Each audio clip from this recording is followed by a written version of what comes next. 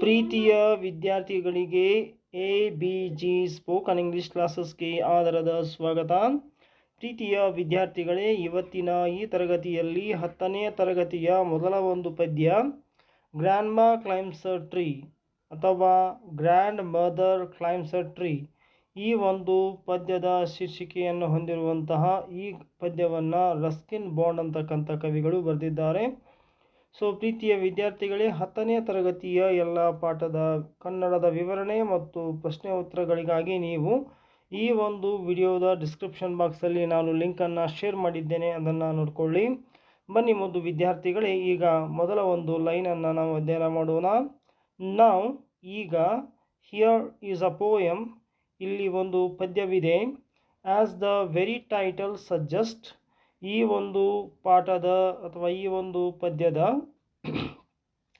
Title ಶೀರ್ಷಿಕೆ ಸಲಹೆ ಕೊಡುವಂತೆ, about a grown up woman, ಒಬ್ಬ ಬೆಳೆದು ವಯಸ್ಸಾಗಿರುವಂಥ ಒಬ್ಬ ಹೆಣ್ಣು ಮಗಳು, ಕಂಟಿನ್ಯೂಯಿಂಗ್ ಚೈಲ್ಡಿಶ್ ಹ್ಯಾಬಿಟ್ಸ್, ಸಣ್ಣ ಮಕ್ಕಳಲ್ಲಿ ಕಂಡುಬರುವಂತಹ ಹವ್ಯಾಸಗಳನ್ನು ಇಲ್ಲಿ ಅವರು ಕಂಟಿನ್ಯೂ ಮಾಡಿದ್ದಾರೆ, ಮುಂದುವರಿಸಿದ್ದಾರೆ.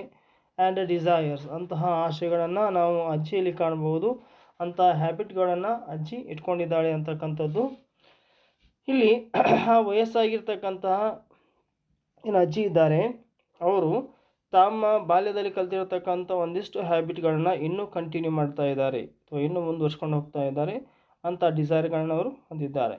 ಬನ್ನಿ ಈಗ listen to the poem. Your teacher recites the poem grandma climbs a tree. Grandma climbs a tree ಅಂತಕ್ಕಂಥ ಒಂದು ಪದ್ಯವನ್ನು ಅಧ್ಯಯನ ಮಾಡೋಣ. ಮೊದಲ ಒಂದು ಪ್ಯಾರಾಗ್ರಾಫನ್ನು ಈಗ ನೋಡೋಣ. ಅದಕ್ಕಿಂತ ಮುಂಚೆ ಇಲ್ಲಿ ಒಂದು ಪಿಕ್ಚರನ್ನು ಕೊಡಲಾಗಿದೆ. ಈ ಸಂಪೂರ್ಣವಾಗಿರ್ತಕ್ಕಂಥ ಚಿತ್ರ ಈ ಒಂದು ಪದ್ಯದ ಮೂಲ ಸಾರಾಂಶವನ್ನು ಹೇಳುವಂತಿದೆ, ನೋಡಿ ಅದನ್ನು. ಈಗ ಮೊದಲನೇ ಒಂದು, read the poem. My grandmother was a genius. ಇಲ್ಲಿ ಕವಿ ಹೇಳ್ತಾ ಇದ್ದಾನೆ, ನನ್ನ ಅಜ್ಜಿ ಅಂದರೆ ಇಲ್ಲಿ ಯಾರ ಅಜ್ಜಿ ಅಂತಂದರೆ ಇಲ್ಲಿ ಕವಿಯ ಅಜ್ಜಿ ಅಥವಾ ರಸ್ಕಿನ್ ಬಾಂಡ್ ಅವರ ಅಜ್ಜಿ ಅನ್ನುವಂಥ ಅರ್ಥವನ್ನು ಕೊಡುತ್ತದೆ. So my grand mother means Ruskin bonds grand mother was genius. ಅವರ ಅಜ್ಜಿ ಹೇಗಿದ್ದಾರೆ ಅಂತಂದರೆ, ಅವರ ಅಜ್ಜಿ ತುಂಬ ಜಾಣರಾಗಿದ್ದಾರೆ ಅಥವಾ ಅವರ ಅಜ್ಜಿ ತುಂಬ ಬುದ್ಧಿವಂತೆ ಅಂತ ಹೇಳ್ತಾ ಇದ್ದಾರೆ ಅವರು. ಯಾರು ಹೇಳ್ತಾ ಇದ್ದಾರೆ? ಕವಿ ಹೇಳ್ತಾ ಇದ್ದಾರೆ ತಮ್ಮ ಅಜ್ಜಿಯನ್ನು ಅವರು ತುಂಬ ಬುದ್ಧಿವಂತೆ, ಪ್ರತಿಭಾಶಾಲಿ ಅಂತ ಹೇಳ್ತಾ ಇದ್ದಾರೆ. ಯಾಕಾಗಿ ಹೇಳ್ತಾ ಇದ್ದಾರೆ ಅಂತಂದರೆ, ಈ ಪ್ರಶ್ನೆ ಕೇಳ್ತಾರೆ ನಿಮಗೆ, you would like to know why, ನೀವು ಏಕೆ ಅಂತ ತಿಳ್ಕೊಳ್ಳೋದಕ್ಕೆ ಇಷ್ಟಪಡ್ತೀರಾ?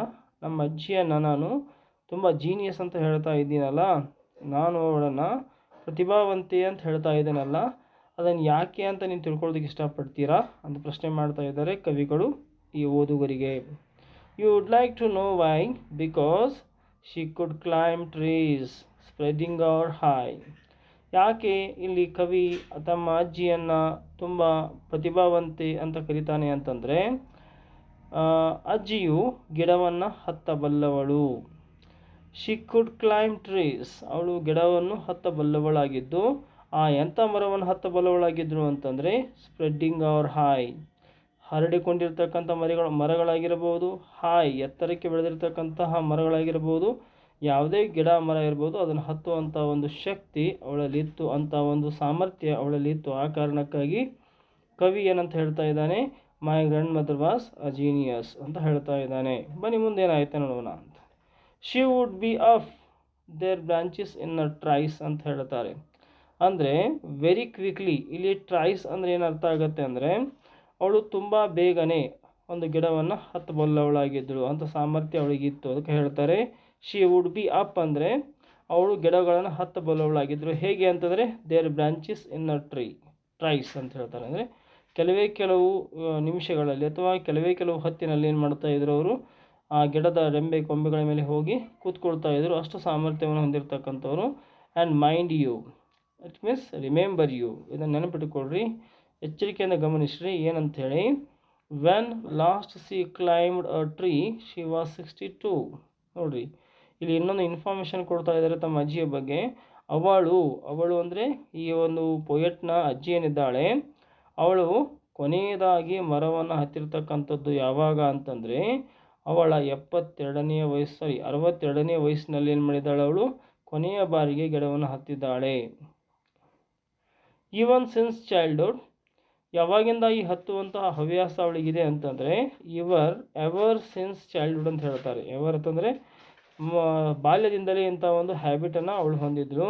She would had this gift, ಈ ಒಂದು ಗಿಫ್ಟನ್ನು ಅವಳು ಹೊಂದಿರೋದು ಯಾವಾಗಿಂದ ಅಂತಂದರೆ for being happier in a tree than in a lift. She would had this gift, ಈ ಒಂದು ಗಿಫ್ಟನ್ನು ಯಾವಾಗಿಂದ ಹೊಂದಿದಳು ಅವಳು ಎವರ್ ಸಿನ್ಸ್ ಚೈಲ್ಡ್ಹುಡ್ ಅಂತ ಹೇಳ್ತಾರೆ. ಅಂದರೆ ಬಾಲ್ಯದಿಂದಲೇ ಇಂತಹ ಒಂದು ಪ್ರತಿಭಾಶಕ್ತಿಯನ್ನು, ಇಂಥ ಒಂದು ಕೊಡುಗೆಯನ್ನು ಅವಳು ಹೊಂದಿದ್ದಾಳೆ. ಮತ್ತು ಅವಳು for being happier in a tree than in a lift, ನಾವೆಲ್ಲ ಖುಷಿ ಪಡೋದು ಲಿಫ್ಟ್ನಲ್ಲಿ ಹೋಗ್ತಿರ್ಬೇಕಾದ್ರೆ ನಾವು ತುಂಬ ಖುಷಿಯಾಗಿರುತ್ತೇವೆ. ಆದರೆ ಈ ಅಜ್ಜಿ ಹಾಗಲ್ಲ, ಆ ಲಿಫ್ಟ್ಗಿಂತ ಹೆಚ್ಚಾಗಿ ಅವಳು ಗಿಡ ಮರಗಳನ್ನು ಹತ್ತಿ ಕೂಡುವುದರಲ್ಲಿ ತುಂಬ ಸಂತೋಷವನ್ನು ಕಾಣ್ತಾ ಇದ್ದಳು ಅಂತ ಹೇಳ್ತಾರೆ. ಸೊ ಮುದು ವಿದ್ಯಾರ್ಥಿಗಳು, ಇಲ್ಲಿಗೆ ನಾವು ಮೊದಲನೇ ಪ್ಯಾರಾಗ್ರಾಫನ್ನು ಅಧ್ಯಯನ ಮಾಡಿದ್ವಿ. ಈಗ ಎರಡನೇ ಒಂದು ಸ್ಟ್ಯಾಂಜಾನ ಅಧ್ಯಯನ ಮಾಡ್ತಾ ಇದ್ದೇವೆ. ಆ್ಯಂಡ್ ದೋ, ಮತ್ತು ಆದಾಗಿಯೂ, ಆ್ಯಸ್ ಇಯರ್ಸ್ ವೆಂಟ್ ಬೈ, ಹೀಗೆ ವರ್ಷಗಳು ಉರುಳಿದಂತೆ ಕಳೆದಂತೆ, ಶಿ ವುಡ್ ಬಿ ಟೋಲ್ಡ್, ಅವಳು ಹೀಗೆ ಹೇಳಬಹುದಾಗಿತ್ತು. ಶಿ ವುಡ್ ಬಿ ಟೋಲ್ಡ್, ಅವಳು ಹೀಗೆ ಹೇಳಬಹುದಾಗಿತ್ತು. ಏನಂತ ಹೇಳ್ಬೋದಾಗಿತ್ತು ಅಂತಂದರೆ that climbing trees should stop when one grow old, ವಯಸ್ಸಾದಂತೆ, ಗ್ರೇ ಓಲ್ಡ್ ಅಂದರೆ ವಯಸ್ಸಾದಂತೆ that climbing tree should stop, ಗಿಡವನ್ನು ಹತ್ತುವುದನ್ನು ನಿಲ್ಲಿಸಬೇಕು ಅಥವಾ ನಿಲ್ಲಿಸ್ತೇನೆ ಅಂತ ಆಕೆ ಹೇಳಬಹುದಾಗಿತ್ತು. ಯಾರಿಗೆ ಹೇಳಬಹುದಾಗಿತ್ತು? ತನ್ನ ಕುಟುಂಬ ಸದಸ್ಯರಿಗೆ ಹೇಳಬಹುದಾಗಿತ್ತು. And that growing old should be gone about gracefully ಅಂತ ಹೇಳ್ತಾರೆ. ಇಲ್ಲಿ ಯಾರು ರಸ್ಕಿನ್ ಬಾಂಡ್ ಹೇಳ್ತಾರೆ, ಗ್ರೋಯಿಂಗ್ ಓಲ್ಡ್ ಅಂದರೆ ವಯಸ್ಸಾಗ್ತಾ ಹೋದ ಹಾಗೆ, should be gone about gracefully, ನಾವು ಭಾಳಷ್ಟು ಮನೋಹರವಾಗಿ ಲಾಲಿತ್ಯದಿಂದ ಏನು ಮಾಡಬೇಕಾಗತ್ತೆ ಅಂದರೆ ಹೋಗಬೇಕಾಗತ್ತೆ. ಯಾಕಂದರೆ ಅದು ಕಳಂಕಪ್ರಾಯವಾಗಿರಬಾರ್ದು. ಹೌದಾ? ಇದೇನಪ್ಪ ಅಜ್ಜಿಗೆ ಎಷ್ಟು ವಯಸ್ಸಾಗಿದೆ, ಇನ್ನೂ ಚಿಕ್ಕ ಮಕ್ಕಳ ಹಾಗೆ ಆಡ್ತಾಳಲ್ಲ ಅಂಥೇಳಿ ಯಾರ ಕಡೆಯಿಂದನೂ ಸಹಿತ ಅನ್ಸ್ಕೊಳ್ಬಾರ್ದು. ಆ ಕಾರಣಕ್ಕಾಗಿ ನಾವೇನು ಮಾಡಬೇಕಾಗತ್ತೆ ಅಂದರೆ ಗ್ರೇಸ್ಫುಲ್ಲಿ ಹೋಗಬೇಕು ಅಂತ ಹೇಳ್ತಾರೆ. ಅಥವಾ ಆ ರೀತಿ ಆಕೆ ಅನ್ಕೋತಾಳೆ ಅಥವಾ ಆ ರೀತಿ ಹೇಳ್ಬೋದು ಅಂತ ಮನೆಯವರು ಅಂದ್ಕೊಂಡಿದ್ರು. She would laugh and say, ಆದರೆ ಅವಳು ನಕ್ಕು ಹೇಳ್ತಾಳೆ well I shall grow disgracefully. ನಾವು ಯಾವಾಗ ಹೇಳ್ತೀವಿ ಸ್ಟಾಪ್ ಅಂತ ಹೇಳಿದಾಗ, ಕ್ಲೈಂಬಿಂಗ್ ಟ್ರೀಗೆ ಸ್ಟಾಪ್ ಅಂತ ಹೇಳಿದಾಗ ಅವ್ರು ಹೇಳ್ತಾಳೆ well I shall grow disgracefully ಅಂತಾರೆ. ನಾನು ಏನು ಮಾಡ್ತೇನೆ, ಕಳಂಕಪ್ರಾಯವಾಗಿ ಬೆಳಿತೀನಿ, ನಾನು ಡಿಸ್ಗ್ರೇಸ್ಫುಲಿಯಾಗಿ ಬೆಳಿತೇನೆ. I can do it better ಅಂದರೆ ಅಂದರೆ ಇಲ್ಲಿ grandmother, can do it better ಅಂತಂದರೆ ಅಂತಂದರೆ ಇಲ್ಲಿ ಕ್ಲೈಂಬಿಂಗ್ ಟ್ರೀ, ಗಿಡವನ್ನು ಇನ್ನೂ ಚೆನ್ನಾಗಿ ಹತ್ತಿನಲ್ಲ ನಾನು ಅಂತ ಅವಳು ಹೇಳ್ತಾಳೆ. I can do it better and we had to agree, ಮತ್ತು ಅವಳು ಮನೆ ಹಿರಿಯ ವ್ಯಕ್ತಿ ಆದ್ದರಿಂದಾಗಿ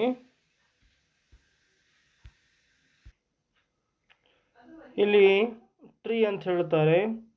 she would be up their branches in a trice and mind you is completed. Next she would laugh and say well I shall grow disgracefully, I can do it better and we had to agree. ಅವಳು ಮನೆಯ ಹಿರಿಯ ವ್ಯಕ್ತಿ ಆದ್ದರಿಂದ ಅವಳು ಹೇಳೋದಕ್ಕೆಲ್ಲ ನಾವು ಒಪ್ಕೊಳ್ಬೇಕಾಗಿತ್ತು. We had to ಎಗ್ರಿ.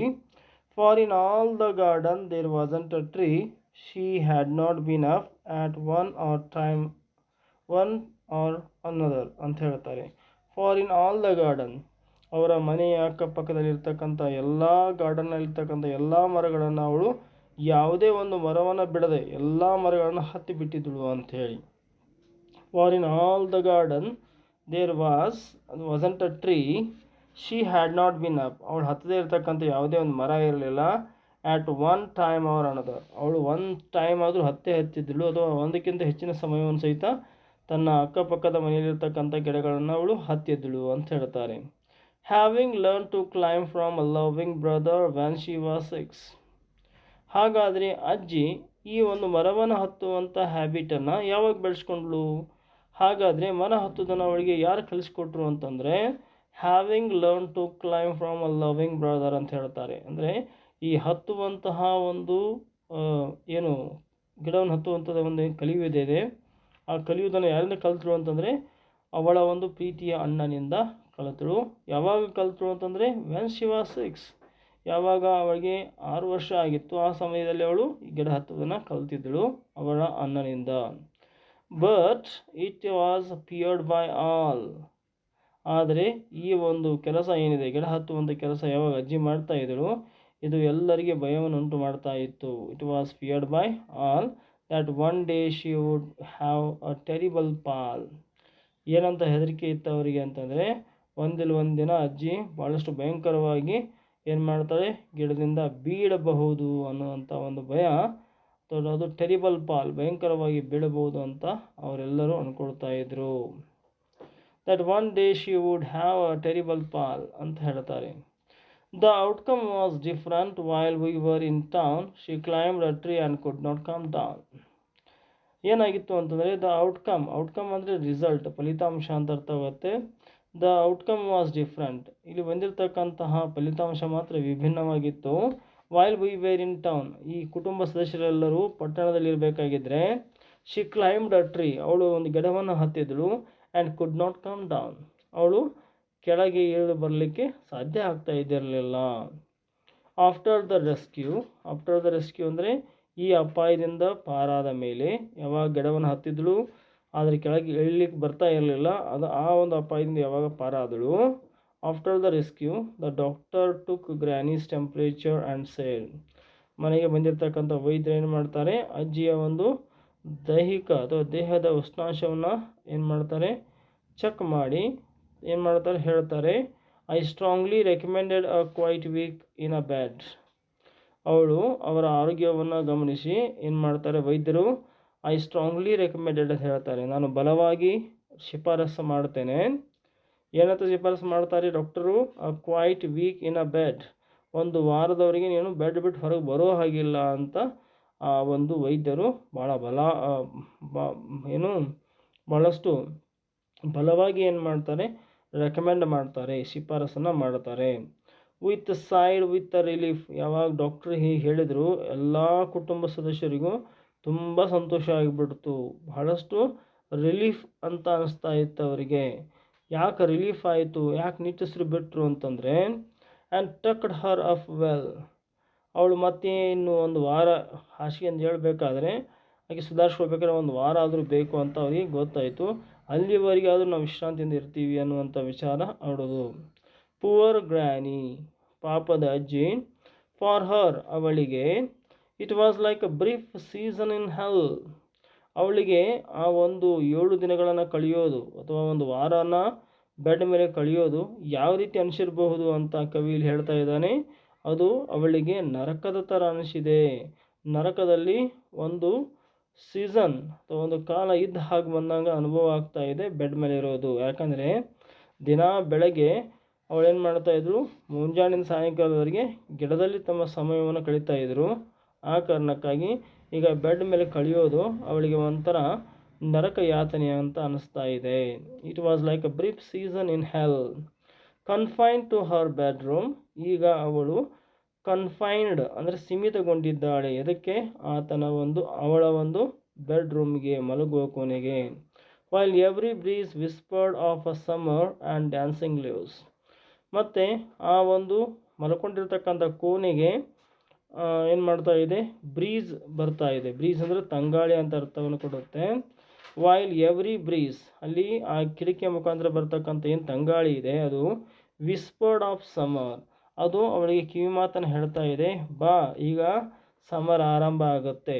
Summer ಅಂದರೆ ಬೇಸಿಗೆ ಆರಂಭ ಆಗುತ್ತೆ, ಎಲ್ಲ ಗಿಡ ಮರಗಳು ಏನು ಮಾಡ್ತವೆ, ಚೆನ್ನಾಗಿ ಅರಳುತ್ತವೆ ಅಥವಾ ಚೆನ್ನಾಗಿ ಬೆಳೀತವೆ, ಬಾ ಅಂತ ಅದು ಇನ್ವಿಟೇಷನ್ ಕೊಡೋದಕ್ಕೆ ಬಂದಿದೆ. ಯಾವುದು, ಬ್ರೀಸ್, ತಂಗಾಳಿ.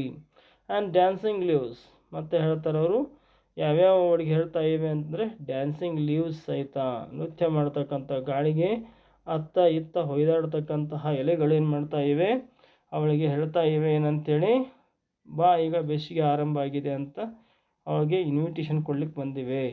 But she had held her peace till she felt stronger, ಆದರೆ ಅಜ್ಜಿ ಆ ಕ್ಷಣಕ್ಕೆ ಏನು ಮಾಡಲಿಲ್ಲ ಅಂತಂದರೆ, ಬೆಡ್ನಿಂದ ಎದ್ದು ಗಿಡವನ್ನು ಹತ್ತುವಂಥ ಒಂದು ಡಿಸಿಷನನ್ನು ಅಥವಾ ನಿರ್ಧಾರವನ್ನು ಮಾಡಲಿಲ್ಲ. She had held her peace, ಅವಳು ಶಾಂತವಾಗಿ ಇದ್ಬಿಟ್ಟಿದ್ದಳು.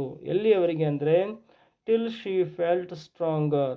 ಎಲ್ಲಿಯವರೆಗೆ ಅಂತಂದರೆ ಅವಳಿಗೆ ನಾನು ಇನ್ನೂ ಗಟ್ಟಿಮುಟ್ಟಾಗಿದ್ದೇನೆ, ನಾನು ಇನ್ನೂ ಸ್ಟ್ರಾಂಗ್ ಆಗಿದ್ದೇನೆ, ಅಷ್ಟೇನು ವೀಕ್ ಇಲ್ಲ, ನನಗೆ ಆರೋಗ್ಯ ಸುಧಾರಿಸಿದೆ ಅಂತ ಯಾವಾಗ ಅನ್ನಿಸ್ತಾ ಇತ್ತು ಅಲ್ಲಿಯವರೆಗೆ ಅವಳು ಸುಮ್ಮನೆ ಇದ್ದಳು. ಯಾವಾಗ ಅವಳ ಒಂದು ದೇಹ ಸುಧಾರಿಸ್ಕೊಂಡಿದೆ ಅಂತ ಅನಿಸ್ತಲ್ಲ, ಅವಳು ಮಾಡ್ತಾಳೆ then she sat up and said. ಅವಳು ಬೆಡ್ ಮೇಲೆ ಎದ್ದು ಕೂತ್ಕೊಂಡು ಹೇಳ್ತಾಳೆ, ಏನಂತ ಹೇಳ್ತಾಳೆ, I shall lay here no longer. I shall lie here no longer ಅಂತಂದರೆ ನಾನು ಭಾಳ ಹೊತ್ತಿನವರೆಗೆ ಇಲ್ಲಿ ಮಲ್ಕೊಂಡೇ ಇರೋದಿಲ್ಲ ಅಂತ ಹೇಳ್ತಾಳೆ.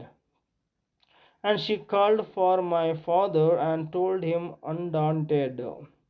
ಇಲ್ಲೇನು ಮಾಡ್ತಾಳೆ ಅಂತಂದರೆ ಆ ಅಜ್ಜಿ she called for my father ಅಂದರೆ ರಸ್ಕಿನ್ ಬಾಂಡ್ ಅವರ ತಂದೆಯನ್ನು ಕರೀತಾರೆ, ಕರೆದು ಮತ್ತು ಅವ್ರು ಹೇಳ್ತಾರೆ ಟೋಲ್ಡ್ ಹಿಮ್ ಅನ್ಡಾಂಟೆಡ್. ಅನ್ಡಾಂಟೆಡ್ ಅಂದರೆ ಇಲ್ಲಿ ವಿದೌಟ್ ಹೆಜಿಟೇಷನ್, ಯಾವುದೇ ಹಿಂಜರಿಕೆ ಇಲ್ಲದೆ ತನ್ನ ಮಗನಿಗೆ ಹೇಳ್ತಾಳೆ ಏನಂತೇಳಿ, that a house in a tree top. ಅವಳಿಗೆ ಬೇಕಾಗಿರ್ತಕ್ಕಂಥದ್ದು ಗಿಡದ ತುದಿಯೊಳಗೆ ಒಂದು ಮರವನ್ನು ನಿರ್ಮಾಣ ಮಾಡಬೇಕು. Was what she now wanted. ಈಗ ಅವಳಿಗೆ ಬೇಕಾಗಿರ್ತಕ್ಕಂಥದ್ದು ಅದೇ, ಏನು, ಒಂದು ಗಿಡದಲ್ಲಿ ಮನೆ ನಿರ್ಮಾಣ ಮಾಡಿಕೊಡ್ಬೇಕಂತಕ್ಕಂಥದ್ದು. My dad knew his duties. ನನ್ನ ತಂದೆಗೆ ಆತನ ಕರ್ತವ್ಯಗಳು ಗೊತ್ತಿತ್ತು. He said that's all right. ಆಯಿತು, ಹಾಗಾದರೆ ಕಟ್ಟೋಣ ಅಂತ ತನ್ನ ತಂದೆಯವರು ಒಪ್ಕೊಂಡ್ರು. You will have what you want. ನೀನು ಹೊಂದುತ್ತೀಯಾ, ನಿಂಗೇನು ಬೇಕಾಗಿದೆ ಅದನ್ನೇನು ಹೊಂದ್ತೀಯಾ ಡಿಯರ್. ಅಂದರೆ ತಾಯಿಗೆ ಹೇಳ್ತಾನೆ, I shall start work tonight. ಇವತ್ತು ರಾತ್ರಿ ನಾನು ಕೆಲಸವನ್ನು ಆರಂಭ ಮಾಡ್ತೀನಿ ಅಂಥೇಳಿ ರಸ್ಕಿನ್ ಬಾಂಡ್ ಅವರ ತಂದೆ ಹೇಳ್ತಾರೆ. ವಿತ್ ಮೈ ಎಕ್ಸ್ಪರ್ಟ್ ಅಸಿಸ್ಟೆನ್ಸ್ ಅಂದರೆ ನನ್ನ ಎಕ್ಸ್ಪರ್ಟ್ ಅಸಿಸ್ಟೆನ್ಸ್ ಅಂತ ಹೇಳ್ತಾರೆ. ಎಕ್ಸ್ಪರ್ಟ್ ಅಂತಂದರೆ ಇಲ್ಲಿ ನೀವು ತಿಳ್ಕೋಬೇಕು, ಭಾಳಷ್ಟು ಒಂದು ಎಕ್ಸ್ಪರ್ಟ್ ನಿಪುಣತೆಯ ಒಂದು ಸಹಾಯದಿಂದ. ಹೀ ಸೂನ್ ಫಿನಿಶ್ಡ್ ದ ಚೋರ್. ಏನು ಮಾಡಿದ, ವಿತ್ ಮೈ ಎಕ್ಸ್ಪರ್ಟ್ ಅಸಿಸ್ಟೆನ್ಸ್ ಅಂತಂದರೆ ನನ್ನ ಒಂದು ನಿಪುಣವಾಗಿರ್ತಕ್ಕಂಥ ಸಹಾಯದಿಂದ ಏನು ಮಾಡಿದರು ತಂದೆಯವರು, ಹೀ ಸೂನ್ ಫಿನಿಶ್ಡ್ ದ ಚೋರ್. ಚೋರ್ ಅಂತಂದರೆ ಕೆಲಸ. ಅವರು ಗಿಡದಲ್ಲಿ ಮರ ನಿರ್ಮಾಣ ಮಾಡ್ತಾ ಇದ್ರಲ್ಲ ಆ ಕೆಲಸವನ್ನು ಮುಗಿಸಿದರು. He soon finished the chore. Made her a tree house. ಅವಳಿಗೆ ಒಂದು ಮರದಲ್ಲಿ ಮನೆಯನ್ನು ನಿರ್ಮಾಣ ಮಾಡಿಕೊಡಲಾಯಿತು. With windows and door. ಆ ಮನೆಗೆ ಎಲ್ಲ ಮನೆಗಳಿಗಿರುವಂತೆ ಕಿಟಕಿ ಮತ್ತು ಬಾಗಿಲುಗಳು ಇದ್ದವು. So granny moved off. ಈಗ ಅಜ್ಜಿ ಏನು ಮಾಡಿದ್ರು, ಆ ಒಂದು ಮನೆಗೆ ಹತ್ತಿ ಹೋಗ್ತಾಳೆ. And now every day. ಈಗಲೂ ಹೋಗ್ತಾಳೆ, ದಿನಾಲೂ ಹೋಗ್ತಾಳೆ. I climb to her room with glasses and tray. ನಾನು ಹೋಗ್ತೀನಲ್ಲ, ನಾನಂದರೆ ರಸ್ಕಿನ್ ಬಾಂಡ್ ಅವ್ರು ಹೋಗ್ತಾರಲ್ಲ, I climb to her room, ನಾನು ಅವ್ರ ರೂಮ್ಗೆ ಹತ್ತಿ ಹೋಗ್ತೇನೆ. ವಿತ್ ಗ್ಲಾಸಸ್ ಆ್ಯಂಡ್ ಟ್ರೇ ಅಂದರೆ ಹೋಗ್ತಿರ್ಬೇಕಾದ್ರೆ ನಾನು ಗ್ಲಾಸ್ಗಳನ್ನ ಮತ್ತು ಟ್ರೇಯನ್ನು ತೆಗೆದುಕೊಂಡು ಹೋಗ್ತೀನಿ. She sits there. ಅವಳು ಆ ಒಂದು ಮರದ ಮನೆಯಲ್ಲಿ ಕುತ್ಕೊಂಡ್ಬಿಟ್ಟು ಏನು ಮಾಡ್ತಾಳೆ, in a state and drinks sherry with me. ಅವಳು ನನ್ನ ಜೊತೆ ಕೂತ್ಕೊಂಡು ಏನು ಮಾಡ್ತಾಳೆ ಅಂದರೆ ಶರ್ರಿ ಅಂತಂದರೆ ಇದು ದ್ರಾಕ್ಷಾ ಹಣ್ಣಿನ ಒಂದು ರಸ ಅಂತ ಹೇಳ್ತೀವಿ, ಅಥವಾ ಹಣ್ಣಿನ ರಸವನ್ನು ಕುಡಿತಾ ಇದ್ದಳು with me. Upholding her right to reside in a tree. ಈ ಮೂಲಕವಾಗಿ ಆ ರೀತಿಯಾಗಿ ಹೋಗಿ ಕುಳಿತುಕೊಂಡು ಅಲ್ಲೇ ಆಕೆ ಏನು ಮಾಡ್ತಾಳೆ, ಆಹಾರನ ಸೇವನೆ ಮಾಡ್ತಾ ಇದ್ರಲ್ಲ, ಇದರ ಮೂಲಕ ಏನು ಹೇಳಿದ ಹಾಗೆ ಅಂತಂದರೆ ಅಪ್ ಹೋಲ್ಡಿಂಗ್, ಎತ್ತಿ ಹಿಡಿದಳು ಅಜ್ಜಿ ಅಂತಂದರೆ ಅಪ್ ಹೋಲ್ಡಿಂಗ್ ಹರ್ ರೈಟ್, ಅವಳ ಒಂದು ಹಕ್ಕನ್ನು ಎತ್ತಿ ಹಿಡಿದಳು. To reside in a tree, ತಾನು ವಾಸಿಸುವುದು ಗಿಡದಲ್ಲಿ ಅಂತಕ್ಕಂಥ ಒಂದು ಹಕ್ಕನ್ನು ಅವಳು ಎತ್ತಿ ಹಿಡಿದಳು. ಸೊ ಪ್ರೀತಿಯ ವಿದ್ಯಾರ್ಥಿಗಳೇ, ಇಲ್ಲಿಯವರೆಗೆ ನಿಮ್ಮ ನೆಚ್ಚಿನ ಚಾನಲ್ ಆಗಿರುವ ABG ಸ್ಪೋಕನ್ ಇಂಗ್ಲೀಷ್ ಕ್ಲಾಸಸ್ಗೆ ನೀವು ಸಬ್ಸ್ಕ್ರೈಬ್ ಆಗಿಲ್ಲ ಅಂದರೆ ಈ ಕೂಡಲೇ ಸಬ್ಸ್ಕ್ರೈಬ್ ಆಗಿ. ಈ ವಿಡಿಯೋ ನಿಮಗೆ ಇಷ್ಟ ಆದರೆ ದಯವಿಟ್ಟು ಲೈಕ್ ಮಾಡಿ, ಶೇರ್ ಮಾಡಿ, ಕಮೆಂಟ್ ಮಾಡಿ ಅಂತ ಕೇಳಿಕೊಳ್ಳುತ್ತಾ ಧನ್ಯವಾದಗಳು.